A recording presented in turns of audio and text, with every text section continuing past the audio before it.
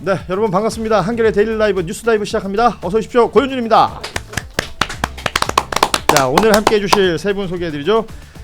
취재 편의점 장윤선 기자 함께합니다. 어서 오십시오. 네, 고맙습니다. 장윤선 기자입니다. 예. 자, 우리 묘성 씨는 뭐라고 소개를 해줄까요? 저 그냥 방송인이요. 방송인? 네. 뭐 사장 남천동 많이 뭐 특정 채널을 얘기하는 건 의미가 없나요? 출연자여가지고 네, 제가 운영하는 게 없잖아요. 지분이 없어요? 예, 없어요. 안타깝네요. 출연자예요. 예. 속 편합니다. 예, 방송 여러 개 하시는 김묘성 씨입니다. 입니다. 예, 속편한 김묘성 씨고요. 자, 우리 김정환 변호사 함께합니다. 어서 오십시오. 네, 안녕하세요. 예, 방송 시작하기 전에 짧게 언급하셨던 그 얘기부터 좀 해주세요. 그러면 차라리. 위헌법률. 예. 방송하기 전에 돈가스 얘기요? 아이 또 왜 네. 이래요? 대구탕 얘기요. 그 이제 재판 진행되는 과정에서 그 윤석열 전 대통령이 이제 특검법이 위헌이다라는 예. 거를 위헌법률 심판 제청 신청을 했고 그걸 받아줬다는 데서 사람들이 좀 뭐랄까 뜨아했단 말이에요. 네, 근데 그거는 걱정하실 필요가 없는 게요. 헌법재판소는 이제 두 가지 요건을 네가 이거 우리한테 물어볼 수 있어? 물어볼 수는 있어. 그 다음에 이게 위헌이야 아니야? 2단계 심사를 하거든요. 예. 그리고 사건마다 이게 아무리 똑같은 사건이라도 그 구체적 규범 통제라고 하는데 그 개인이 문제가 되는 경우에는 계속 받아줘요 문제를. 예. 그 예컨대 뭐 예전에 사형제가 만약에 위헌이다라고 주장을 하면 사형 선고된 사람들이 계속 나 사형제 위헌 아니야 위헌 아니야 위헌 아니야 그러면 아니야 위헌 아니야 위헌 아니야 위헌 아니야 하면서도 계속 받아주는 거는 예. 받아주는 거거든요. 예. 지금도 사형제가 지금 올라가 있고요. 그래요? 예, 이제 논란이 있지만 이런 식으로 이제 특검과 관련돼 가지고 특검이 문제된 경우에 특검으로 재판받는 사람들이 지금까지 계속 위헌법률 심판 제청 신청했어요 실제로. 그래서 굉장히 여러 번 특검법에 대한 그 헌법재판소의 결정이 나왔었고요. 예. 이제 특히 핵심되는 쟁점 이렇게 입법부가 어떤 수사와 관련된 권한을 규정할 수 있느냐. 헌법재판소에서 당연히 그거는 입법 권한이라고 봤고요. 개별 사건에 있어서 이렇게 특별검사 제도를 운용할 수 있느냐. 그것도 당연히 헌법재판소가 오히려 아예 헌법재판소 결정문에 쓰여 있어요. 예. 행정부나 특히 현재 운영되고 있는 검찰 제도에 의해서 수사가 어떻게 좀 더 불충실할 경우에 특검 제도는 필요한 제도이고 따라서 개별 사건 법률이기 때문에 위헌인 것이 아니다라는 것이 확립된 판례이기 때문에 이번에도 당연히 그 심판은 받아줄 거라는 거는 예상이 된 거고요. 예. 예. 그래서 헌법재판소가 이걸 왜 받아줬지?라고 의문을 가지실 필요가 없습니다. 2단계 심사에서 1단계는 그냥 받아주는 겁니다. 받아주는 거고. 네네네. 결론은 뭐. 네, 결론은 이제 위헌 심사로 넘어가는 건데 지금까지 수많은 선례가 이미 나와 있기 때문에 뭐 이번이 첫 걱정하실 특검이 필요. 아니니까. 네네 예, 그렇습니다. 과거에 수많은 특검에서도 비슷한 일들이 있었고 네. 그때마다 특검은 합헌이다. 네네. 라는 내용들이 나왔다라는 부분. 네. 생각보다 길게 얘기하셨어요. 아, 그래요? 짧게 정리할 줄 알았는데. 네. 걱정하지 마십시오. 네. 자, 그리고 오후에 많은 분들의 관심은 김건희 씨의 재판이었던 것 같습니다. 이게 뭐 방송 촬영 허가가 되면서 어떤 모습으로 나올까를 많은 분들이 관심 가지고 보셨던 것 같아요. 지금 저 사진 수용번호 4398 지금 법정에 들어서는 장면이고요. 그 변호인과 짧게 이야기 나누는 것까지 확인할 수가 있었습니다. 사실 촬영 자체는 한 1분 정도밖에 진행이 안 됐기 때문에 볼 수 있는 장면은 저 정도가 다였는데 뭐 마스크와 안경 착용했다라는 부분 그리고 그 이후에 촬영팀이 나온 이후에 인정신문이라는 걸 하잖아요. 뭐 생년월일 이름 이런 거 물어보고 직업 무직 예 그리고 국민참여재판은 원치 않는다 이런 입장을 밝혔다고 합니다. 눈에 띄는 건 그 4398 수용번호가 적힌 배지인 것 같아요. 네, 예. 윤석열은 없었죠. 예전에 뭐 이명박 박근혜 전 대통령들 다 저걸 달고 있었는데 윤석열은 없었었고 없었어요. 근데 김건희 씨는 착용을 또 하고 있고 네. 예. 아무튼 뭐 변호인들하고 긴밀하게 소통을 하더구만요. 네. 잠시 뒤에 뭐 윤석열 관련된 재판 얘기도 하겠습니다만 뭐 하여튼 자기가 하고 싶은 대로 다 하는 것 같아요. 그리고 앉은 들어갈 자리도 때는 스커트 입고 들어가지 않았어요? 근데 들어갈 바지로 바꿔 때- 입고. 아 그렇죠. 예. 네, 근데 바지로 바꿔 입은 것 같아요. 오. 이번에는. 네. 그런 거 전혀 몰랐는데. 눈썹이 예. 네. 좀 이게 롱 스커트를 입고 있었던 맞아요. 것 같은데 네. 롱은 아니고. 오늘은 뭐 네이비색 무슨 바지를 네, 입었다. 감색. 예. 예, 예. 자 이런 내용들까지 나왔고 어디 앉느냐도 사실 막 중요하다고 했었잖아요. 윤석열은 항상 저 구석팅에 그렇죠. 앉혀가지고 네. 그거 중앙에 특혜 아니냐 했는데 이번에는 바깥쪽에 앉아서 좀 찍기 수월했던 것 같아요. 예 네. 카메라를 안 아부죠.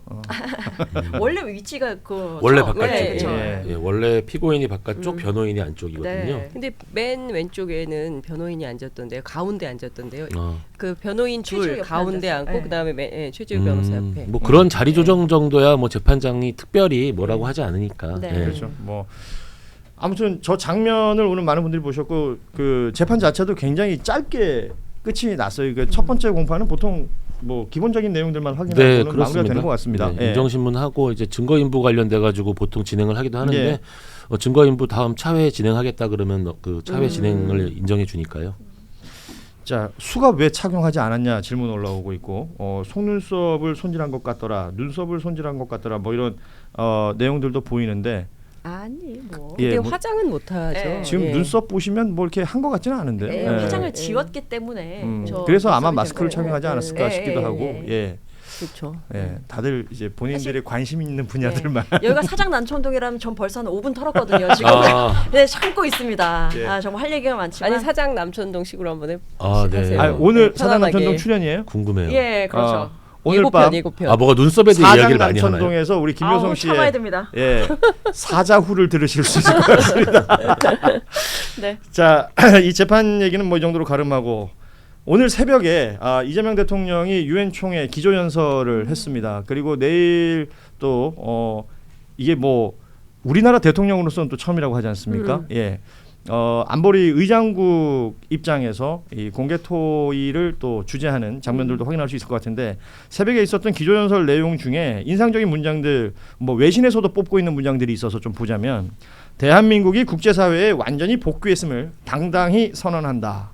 누군가 유엔이 이룬 성취가 무엇인지 묻는다면 대한민국의 80년 역사를 바라보라.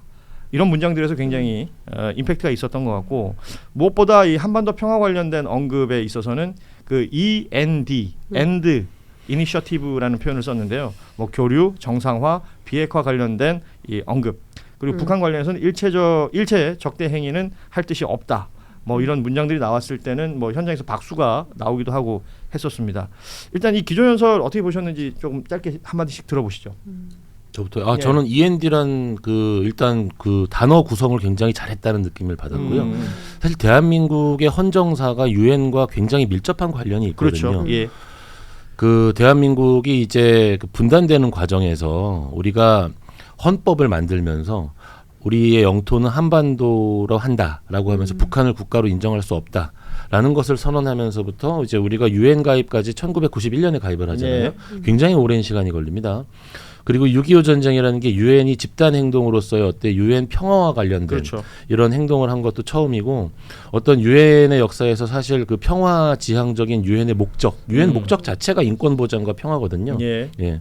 관련해서 대한민국이 굉장히 중요한 위치에 있는데 거기에 대해서 어떻게 오늘 그 내용들을 담아서 연설을 한 것을 보면서 굉장히 저도 정말 적절한 내용의 좋은 연설이었다라고 생각을 했습니다. 네, 우리 장 기자님은 어떻게 보셨어요? 할 얘기가 너무 많은데요. 너무 길게는 하지 말아주세요. 네, 길게 얘기하는 거 싫어하셔가지고.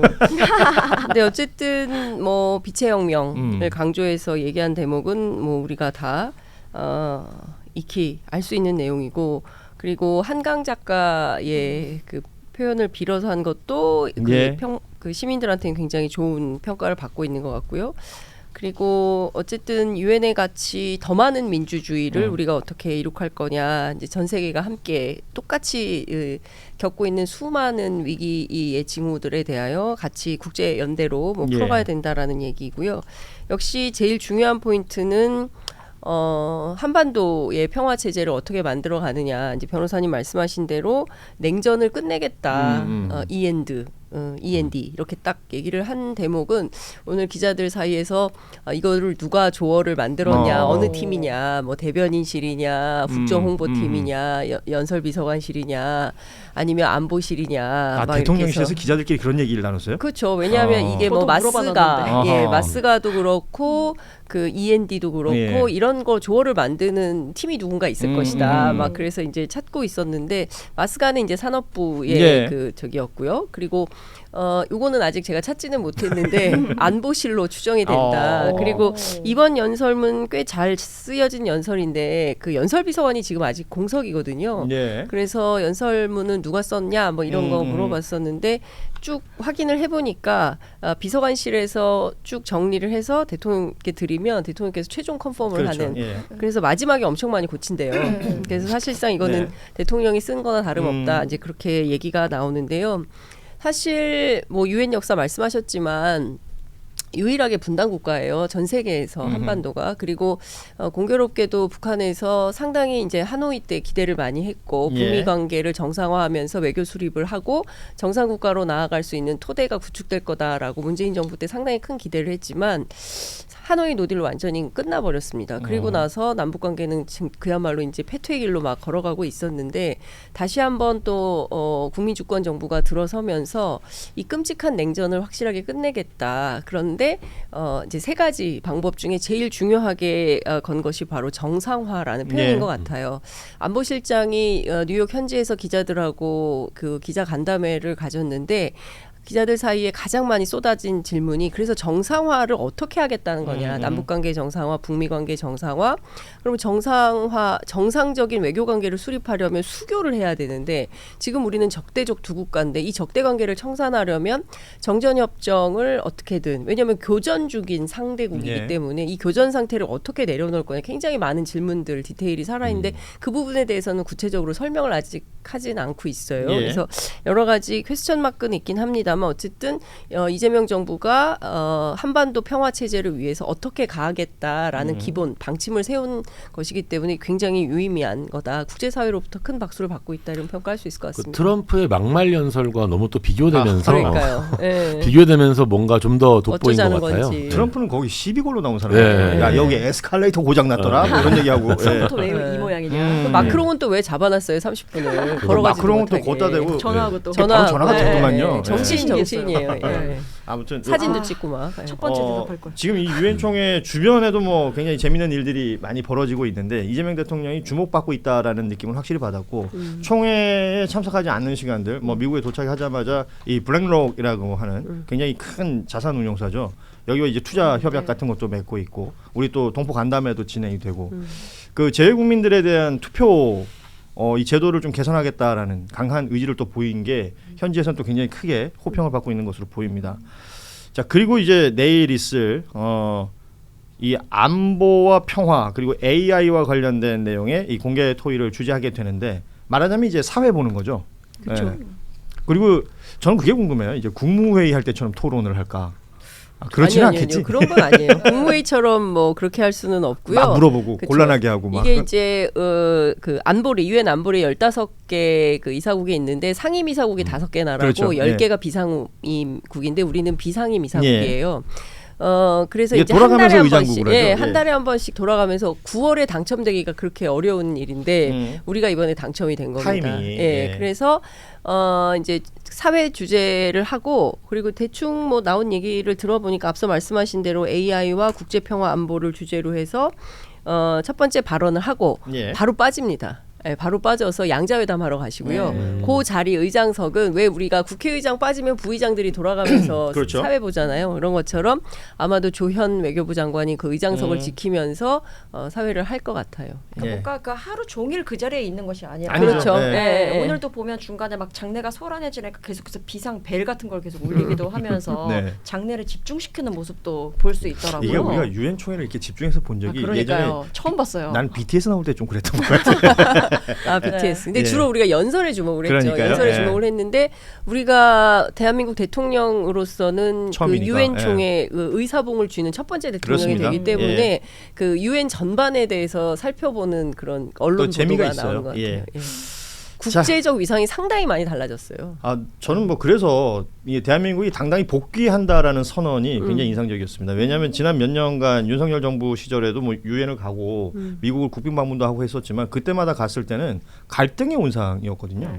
계속해서 뭐 자유, 인권 이런 걸 강조했다고 하는데 유엔이란 자리가 아까 말씀하셨지만 인권과 평화 이야기를 하는 곳인데 거기서 우리 편 아니면 다 나쁜 놈 이렇게 얘기하는 대통령이 있을 때는 뭔가 주목도도 떨어졌던 것 같고 우리가 이제 유엔에 대한 관심이 그렇게 높지가 않았었는데 이번에는 확실히 높아진 것 같다라는 생각이 들어요. 국제 무대에서의 화법이 어떻게 해야 되는지 그걸 보여준 것 같아요. 보면 누구도 만족하지 않는 내용이 아니었던 것 같아요. 네. 보는 한국인으로서는 자긍심이 좀 생기고 유엔 입장에서는 우리 덕분에 한국에 그래도 이렇게 민주주의가 발전할 수 있게 되었구나라고 해서 모두가 만족하는 내용이 아니었나 싶어요.